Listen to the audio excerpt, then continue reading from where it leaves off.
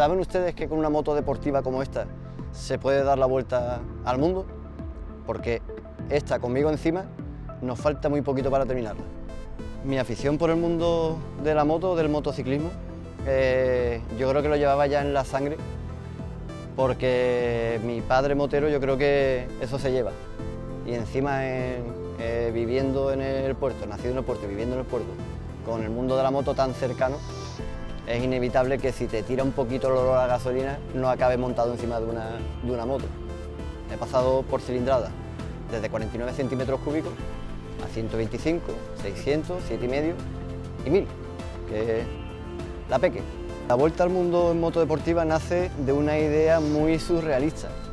¿Por qué? Porque un tal Fernando García, el Búfalo, en un viaje a Pingüinos, la concentración de pingüinos que se hace en Valladolid, ya habíamos hablado antes, pero ahí coincidimos y fue una convivencia muy bonita. ¿Por qué? Porque este hombre ha dado la vuelta al mundo en moto, pero la dio en una Kawasaki que eso se caía a callo.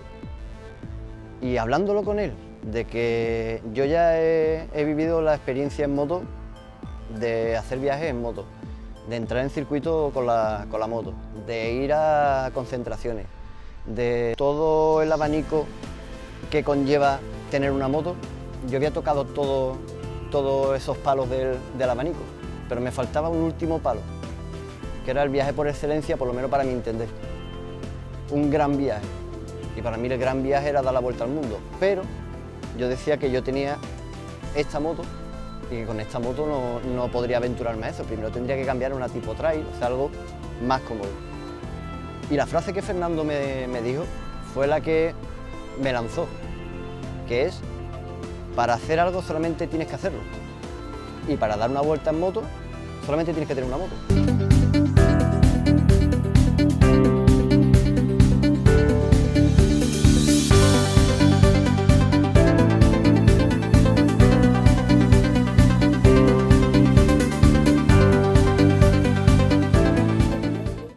Pues la vuelta al mundo comienza en la Plaza de Toros del puerto de Santa María, de aquí de mi tierra, y comienza el 12 de julio de 2016.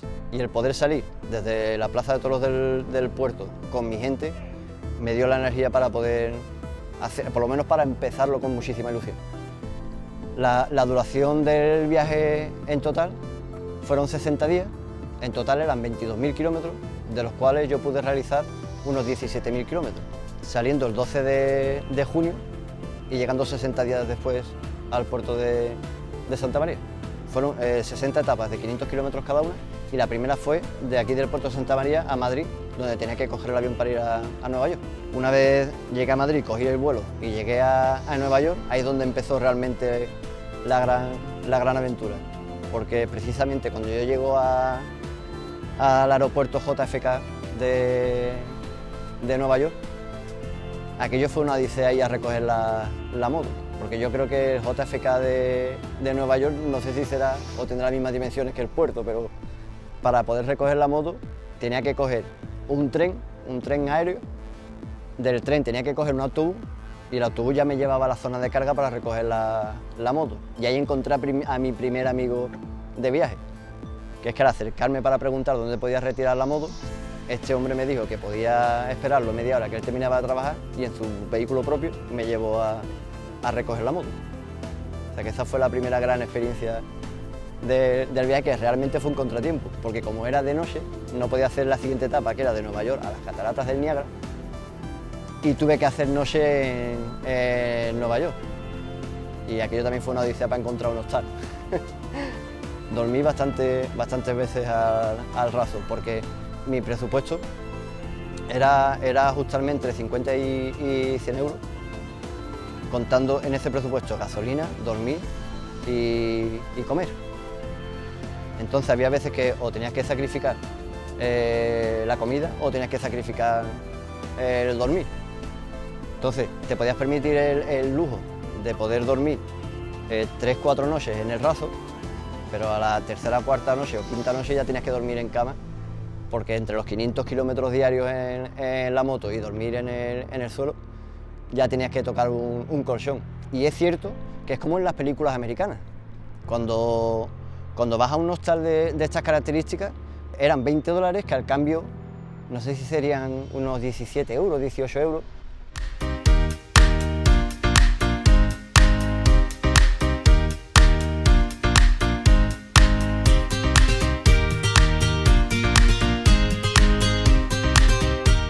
La preparación física para poder realizar este tipo de viajes, a mí en mi caso no tuve que realizar un sobreesfuerzo porque yo ya estoy acostumbrado a este tipo de conducción.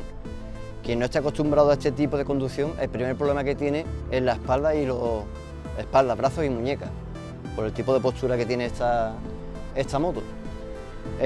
Yo por suerte realizo muchísimo ejercicio, con lo cual no tuve que hacer un sobreesfuerzo para poder prepararme físicamente para poder tener fuerte la espalda, brazos y muñecas. Para aquel que quiera realizar este tipo de viajes, mínimo tener que hacer en este tipo de moto, o en la que él tenga, hacer 2.000 o 3.000 kilómetros para hacerse totalmente a la moto antes de hacer ese tipo de viajes. Es una forma de tú prepararte y psicológicamente estar preparado para enfrentarte a que vas a un sitio que no conoces para nada y que te puedes encontrar de que, como me ha pasado en algunos tramos, de que tienes que dormir cuando haces 500 kilómetros, pero el siguiente pueblo está a 600 o a 700 y te tienes que comer 200 kilómetros más. Y como no estés preparado o no hayas vivido esa experiencia anteriormente de tengo que hacer 200 kilómetros más y nos montamos en 700, la verdad que se pasa un poquito más.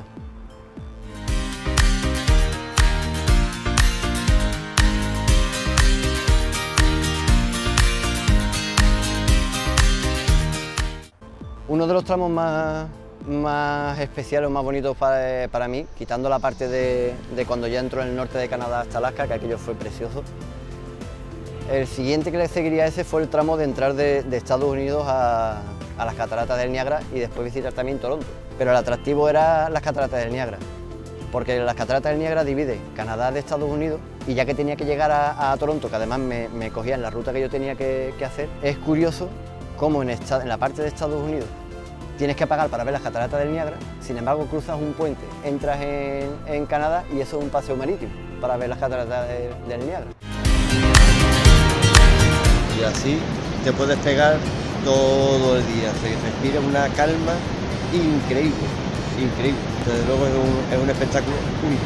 En Estados Unidos tienes que pagar por ver esto y aquí, como podéis ver, es gratis, es un mirador, ¿veis?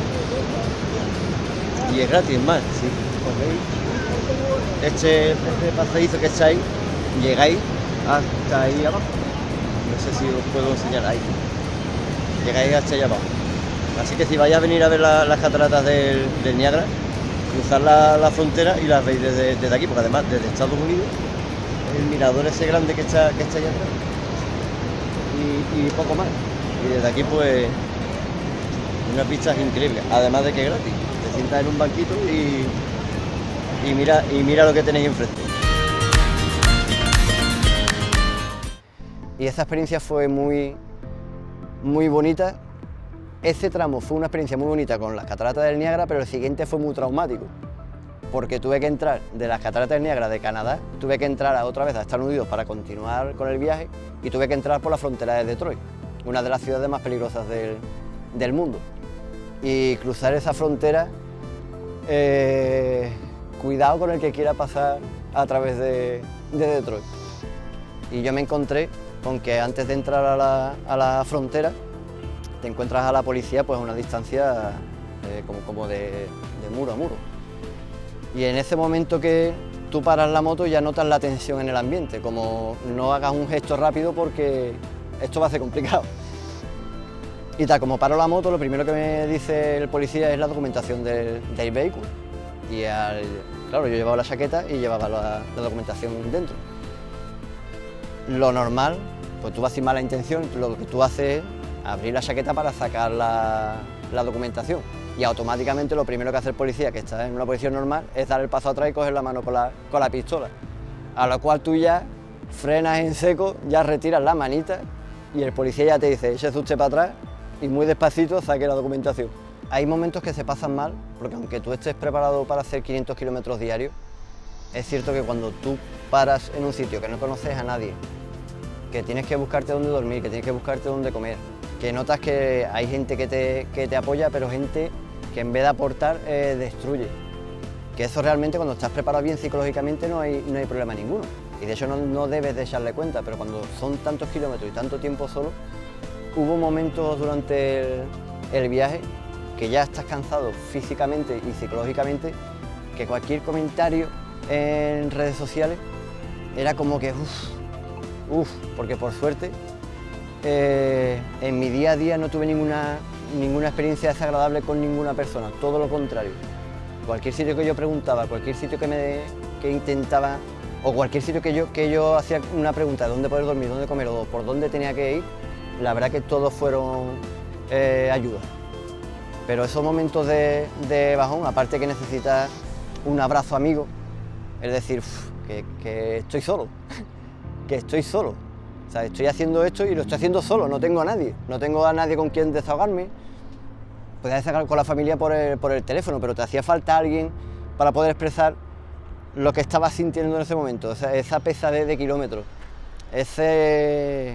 o incluso demostrar también las alegrías, que eso es otra forma también de soltar esa tensión acumulada, de poder reírte, poder contar un chiste, eso se echaba muchísimo en falta.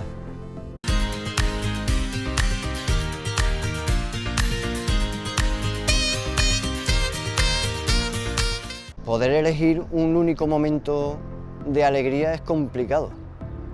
Es complicado porque estaba lleno de muchísimos momentos buenos. O sea, cada ciudad que yo llegaba eran momentos buenos en el sentido de que conocías una ciudad nueva, de que conocías gente nueva. O sea, quedarte con un único momento, como he comentado antes, el ver las cataratas del Niágara fue increíble. El ver los paisajes que te encuentras por el norte de Canadá y en Alaska son espectaculares. El poder conducir la moto y cruzarte con otros moteros que no te conocen de nada y sobre todo cuando te adelantaban, pues claro, yo iba respetando siempre el límite de velocidad porque me para la policía y todos sabemos cómo actúa la policía por ahí fuera. Entonces yo respetando el límite de velocidad, había algunos que me adelantaban y cuando veían la matrícula española, sin conocerte de nada, se paraban al lado y lo primero que preguntaban, ¿pero eres español? Claro, todo esto a la velocidad que va y sí, y la moto también, y era una exaltación de alegría que había veces que en la siguiente gasolinera paraba, estaban allí y eso era una emoción increíble, o sea, son emociones que no se pueden compartir. Que han aparecido en mi camino.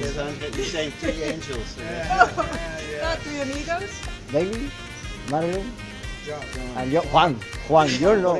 No hay un manual escrito de cómo dar una vuelta al mundo. Tú le preguntas a cualquiera, no, para dar la vuelta al mundo tienes que tocar todos los continentes.